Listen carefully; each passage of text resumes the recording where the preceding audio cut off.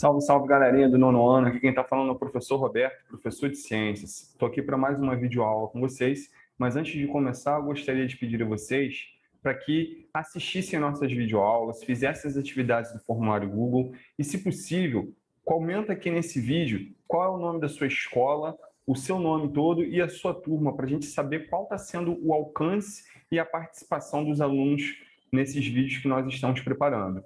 Sem mais enrolação, vamos lá que eu tenho bastante coisa para falar com vocês hoje. Bom, na nossa aula de hoje, nós vamos falar sobre os principais problemas ambientais que ocorrem no Brasil e no mundo. A gente vai aqui tratar não de todos, porque senão levaríamos um dia inteiro falando de todos os problemas ambientais que estão ocorrendo, né? Mas a gente vai destacar aqui os principais problemas ambientais e já nessa tela de abertura, a gente já consegue visualizar aí alguns tipos de problemas ambientais. Desmatamento, as queimadas, a poluição atmosférica vindo das chaminés das grandes indústrias e a poluição dos mares, rios e oceanos, né? Então, eu começo mostrando para vocês algumas charges ambientais. Lembrando que a charge ela tem um sentido de conscientização, de crítica, de reflexão, sempre com ilustrações cômicas, né, que fazem ali uma cena, transmitem uma coisa que meio engraçada, mas tratando de um assunto sério, né? E aí a gente tem lá em cima o Homem das Cavernas com um espetinho do mundo e o aquecimento, né, em cima ali da fogueira. Embaixo, o empresário falando defendendo a questão da derrubada das árvores, ele dizendo que sempre gostou do verde, mas só que o verde que ele gosta não é o verde das árvores, né? É o verde das notinhas ali na mão dele. Mais embaixo, os ursos polares, né? Eles que são aí o símbolo do combate ao aquecimento global, né? Uma vez que com o aumento da temperatura do planeta, as geleiras estão derretendo e os ursos polares que só vivem nessas regiões, eles estão perdendo o seu espaço de existência. E aí, consequentemente, eles estão ameaçados de extinção. Lembrando que muitos deles estão morrendo afogados, justamente por não ter um lugar para poder pousar, né? Descansar, pousar no sentido de ficar parado, né? De descansar, porque está derretendo, então não está tendo espaço para eles. E aí eles acabam tendo que ficar mais tempo nadando e chega uma hora que eles se cansam e acabam morrendo afogados. Lá em cima, a gente tem uma plantinha dentro de uma estufa, né, uma espécie de uma estufa, e as pessoas numa fila para poder respirar o oxigênio puro que tem ali dentro, uma vez que as plantas são as responsáveis aí pela fotossíntese que disponibiliza oxigênio atmosférico, né? Mais embaixo, duas pessoas se comunicando, né, falando, você veio do lixão? O outro, não, vim da praia, todo sujo, com câmara de ar, com latinha, um monte de mosca junto dele, né? As praias estão ficando cada vez mais inapropriadas ao banho, né? A gente pode citar aqui, bem próximo da gente, a praia do centro de Rio das Ostras, né? Eu já tomei banho na praia do centro de Rio das Ostras, há anos atrás. Hoje, eu não entro mais naquela praia ali, porque ela está recebendo muito esgoto vindo daquelas moradias ali na beira da pista, que jogam tudo ali para aquela praia do centro. Então, já é uma praia que está complicada para você estar entrando para tomar banho. E, por último, aqui, à direita, embaixo, a gente tem uma floresta, né, sendo desmatada, né, sendo destruída, derrubadas as árvores, e aí formando a imagem de uma caveira humana, né? Por quê? Querendo dizer que está diretamente associada à sobrevivência humana com a preservação das florestas. E aí algumas imagens de determinados ambientes que sofreram a degradação ambiental, a destruição ambiental, né? A gente tem aí à esquerda uma praia bonita, num belo pôr do sol, né? E a praia limpinha, direitinho, e à direita a gente tem a imagem de um córrego cheio de lixo. E para onde que vocês acham que vai esse córrego levando esse lixo aí? Vai chegar na praia, né? Os problemas aí relacionados ao ar, a gente tem duas imagens aí de indústrias que lançam poluentes para a atmosfera e que, entre outras coisas, causam o agravamento do efeito estufa. A gente tem aí à esquerda mais uma imagem que remete à poluição de rios e lagos, e à direita a gente tem uma imagem do planeta Terra e o buraco na camada de ozônio, né, que fica exatamente ali sobre o Polo Sul, ele se concentra sobre o Polo Sul, esse buraco na camada de ozônio. Novamente à esquerda, a poluição da água do mar, a gente vê aí o esgoto sendo lançado diretamente no mar. À direita, o crescimento urbano desordenado faz com que ocorram o desmatamento, produção excessiva de lixo que não vai ser corretamente tratado. Então, são algumas das consequências desse crescimento urbano desordenado. E ainda aqui à esquerda, o desmatamento, né? A gente pode ver aí uma região com que várias árvores foram cortadas, né? Que eu costumo dizer, né? É muito fácil, é muito comum você ver pessoas derrubando árvores, mas é difícil você ver pessoas plantando, né?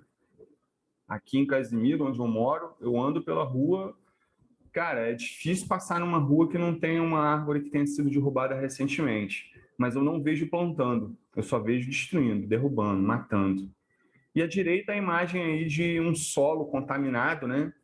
Esgoto que foi lançado ali, você vê que tem uma cor escura, né? Anormal para o solo e consequência aí de uma poluição que foi lançada diretamente ao solo.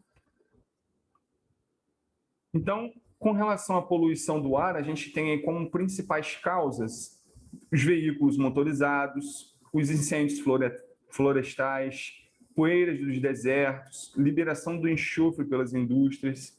E quais são as consequências disso daí? A gente tem chuva ácida, problemas com maior expressão em termos de saúde, né? Problemas de saúde são o problema respiratório e cardiovascular, né?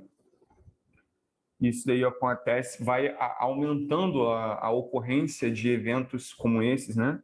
Devido à poluição atmosférica. Tem ainda o agravamento do efeito estufa, porque o efeito estufa em si, pessoal, ele é um evento natural que ocorre sem a intervenção humana. Mas com a intervenção humana, ou seja, com a atividade humana, principalmente aí pelo aumento da concentração de gás carbônico no ar, a gente tem um agravamento do efeito estufa que gera o aquecimento global. E aí, isso vão ocasionar derretimento das calotas polares, aumento do nível do mar, alteração no ciclo das chuvas, aumento de doenças endêmicas, enchentes, secas. Então, a gente tem esses eventos aí como consequências do agravamento do efeito estufa. Em relação à poluição dos rios e lagos, a gente pode ter aí como causas de poluição desses ambientes aquáticos as chuvas ácidas, o despejo de esgoto, despejo de detergente não biodegradável, despejo de inseticidas, né, provenientes de lavouras, né? O lixo proveniente dos aterros sanitários, o lixo lançado indevidamente, né? E aí as consequências. O ambiente aquático é um ambiente de sobrevivência para muitas espécies, né? E aí, com a poluição desses ambientes, várias espécies vão desaparecer. Peixes, camarões, aves, plantas, né? E isso tudo acaba atingindo lá na frente a espécie humana, porque querendo ou não, a gente depende desses ambientes em equilíbrio para a gente poder ter a nossa sobrevivência em harmonia, né? Sobrevivência com o mínimo necessário, né? E aí o buraco na camada de ozônio, né? A principal causa do buraco na camada de ozônio é a liberação do CFC, que está presente nos aerosóis, né? Antigamente também estava presente nos gases de refrigeração das geladeiras, freezers e ar-condicionados. E tem também a questão do óxido nítrico, né? Que é um gás liberado pelos aviões na estratosfera, né? Que ele também contribui para a destruição da camada de ozônio. E aí, entre as consequências dessa destruição, você vai ter o aumento dos casos de cegueira, de câncer de pele, pode ocasionar mutações genéticas, afetar a taxa de crescimento de plantas, e aí isso tudo vai trazendo uma série de consequências ao longo de vários processos, né? Porque se você prejudica o desenvolvimento das plantas, você compromete a sobrevivência de outros seres vivos que dependem daquelas plantas. Então você afeta toda uma estrutura da cadeia alimentar. Se você atingir um deles, você afeta todos os outros. Temos aí a poluição da água do mar, e aí a gente tem como principais causas despejo de esgoto, o petróleo derramado no mar, e as consequências também vão afetar as cadeias alimentares marinhas, intoxicando os organismos, prejudicando a fotossíntese, doenças aos banhistas, né? A água do mar, se ela estiver contaminada, ela fica imprópria para o banho, né? Existem praias da Baía de Guanabara, né? Acho que todas as praias da Baía de Guanabara são impróprias para o banho. E, no entanto, no passado, a Baía de Guanabara era um lugar que tinha até golfinho, né? Pulando nela. Hoje é difícil até encontrar um peixinho, quem dirá um golfinho. Crescimento urbano. A principal causa aí do crescimento urbano é o aumento da imigração por causa da fome, desemprego, seca, saúde, educação e segurança. E aí as consequências desse crescimento, dos processos ali de favelização, do crescimento desordenado mesmo, né? É o desflorestamento, desertificação, erosão do solo. E aí, quando vem a chuva, por conta desse processo de erosão do solo, podem ocorrer os deslizamentos, igual aconteceu aí há cerca de 10 anos atrás na região serrana, matou quase 1.000 pessoas, né? Uma coisa realmente muito triste. E o desmatamento indiscriminado, né? Que é aquela derrubada de árvores sem se preocupar nas consequências daquilo ali, sem você pensar se é realmente necessário você estar derrubando uma árvore, né? Como eu disse para vocês, eu saio pelas ruas aqui de Casimiro, vejo muitas árvores que foram recentemente derrubadas, né? Mas não vejo um local de reflorestamento, ou não vejo outras árvores sendo plantadas no lugar. E eu aqui onde eu moro, aqui no meu terreno, onde qualquer espaço que eu tenho, eu estou colocando uma plantinha, eu estou botando uma árvore para poder dar a minha cota de contribuição. Eu acho que cada um precisa pensar dessa forma. E aí as principais causas desses desmatamentos, né, são para a construção de casas, exploração de madeira, né, fabricação de cadeiras, móveis, para agropecuária, né, para você cultivar ali, fazer a criação de gados. Você tem também para a construção de represas, mineração.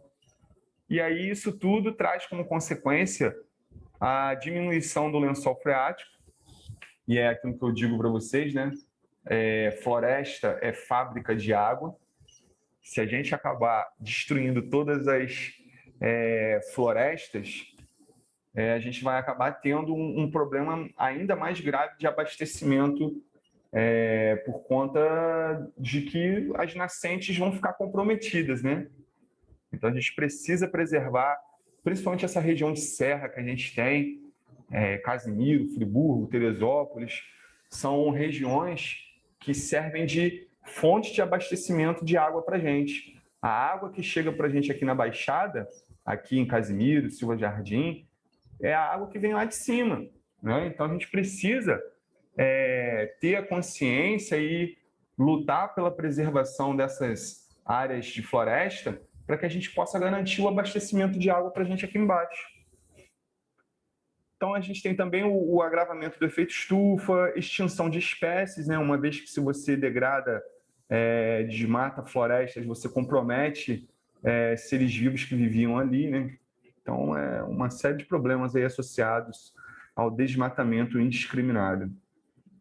Poluição dos solos.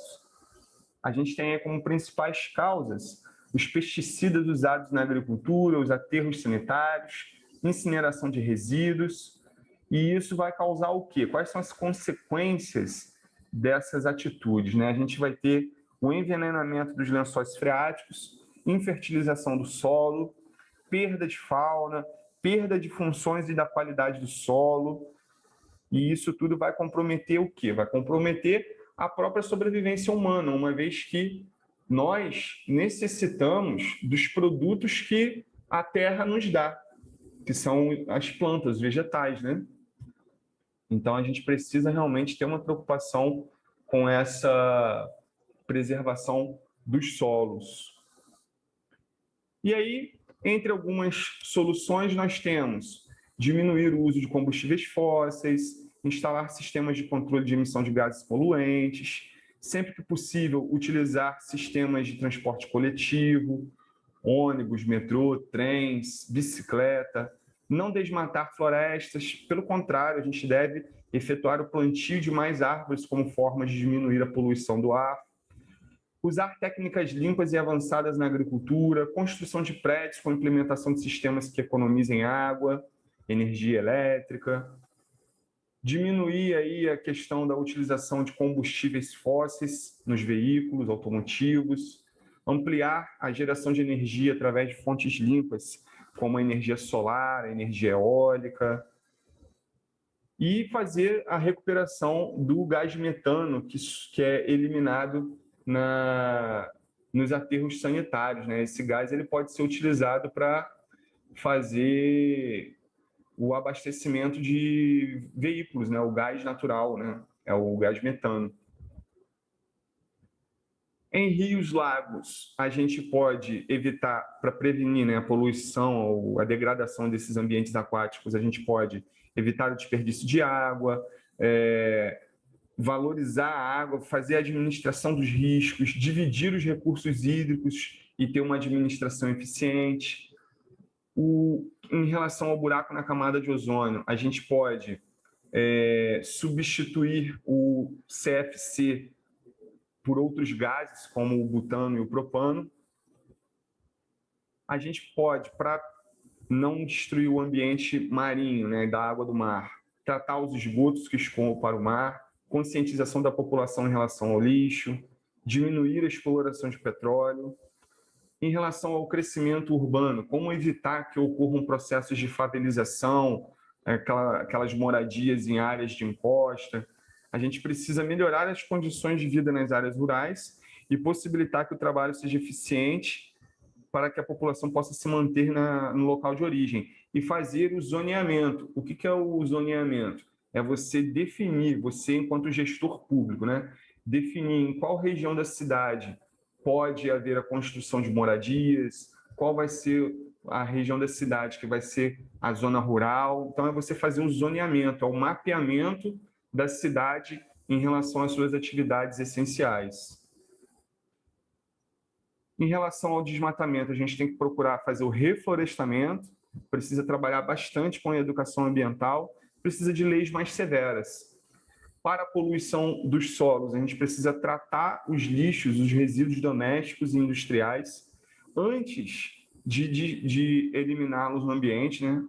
A gente precisa fazer a reciclagem, fazer a separação, a coleta seletiva e sempre fazer a proteção das florestas, cultivo orgânico, trabalhar com reciclagem, preferir sempre produtos ecológicos, para que a gente possa, no final de tudo isso, de todas essas atitudes comprometidas com o meio ambiente, a gente ter o chamado mundo dos sonhos, né? Que é aquele planeta ecologicamente equilibrado, harmônico, aonde os seres humanos não tenham problemas como aquecimento global, falta de água, falta de energia e ambientes poluídos, para que a gente possa ter uma praia linda como essa que está aí na imagem, para durante o verão, assim, um calorzão, a gente poder estar usufruindo da praia. Bom, pessoal, essa foi a nossa aula de hoje. Eu espero que vocês tenham gostado. Não esqueça de deixar um comentário aqui com o nome da sua escola, o seu nome completo e a sua turma, para a gente saber até onde esse vídeo está chegando. Forte abraço e até a próxima. Tchau, tchau.